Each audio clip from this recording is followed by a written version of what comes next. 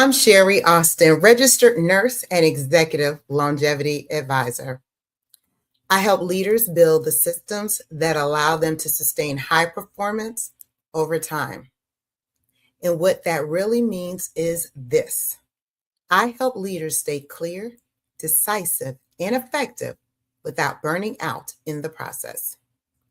You can be getting 6 to 7 hours of sleep and still be operating at reduced capacity. I see this pattern constantly, especially with high performing leaders. They're doing what they've been told, going to bed earlier, tracking sleep, trying to optimize, but they're still waking up slower, less clear, and more reactive. So the assumption becomes, I need more sleep. But that's not always the issue because sleep is happening, recovery is not. Let me show you what I actually see in real conversations.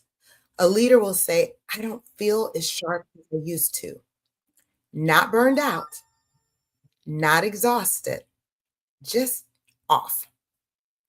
And it's the subtle things like decisions taking longer, more second guessing, and less clarity under pressure. And because it's subtle, it gets ignored. But this is where performance starts to degrade. Not dramatically, just gradually. Let's do a quick check. When you wake up lately, which one is most accurate? Number one, you wake up clear and ready to start the day. Number two, you wake up, but it takes time to get going.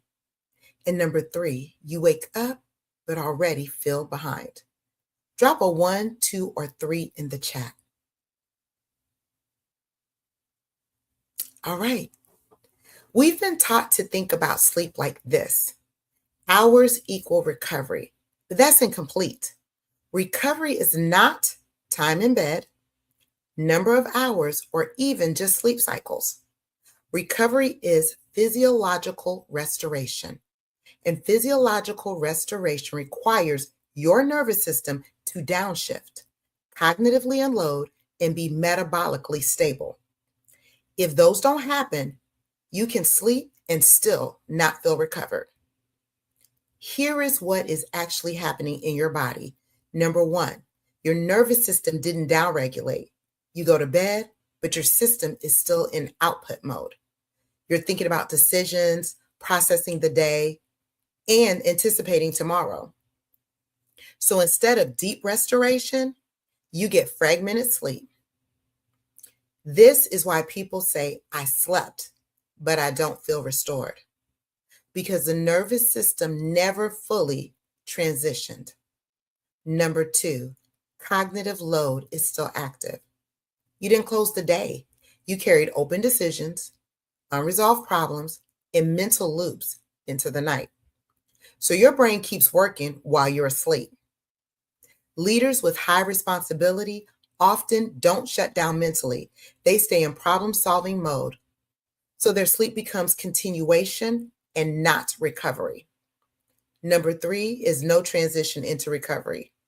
Most routines look like work, phone, bed. No buffer, no signal to the body to calm down. So the system never receives, it's safe to recover. This is important.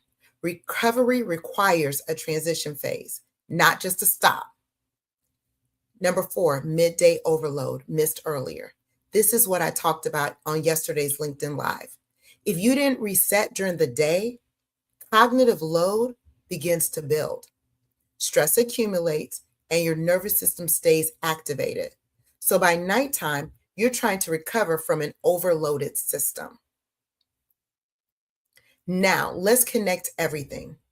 If you haven't intentionally created baseline stability, midday reset, or even in transition, then your sleep becomes insufficient as a recovery tool. So the issue isn't, I need more sleep. It's my system never entered recovery. Which of these is most true for you right now? Number one, is your mind still active at night? Number two, do you have a real shutdown routine? And number three, did you have a midday reset? Drop a 1, 2, or 3 in the chat.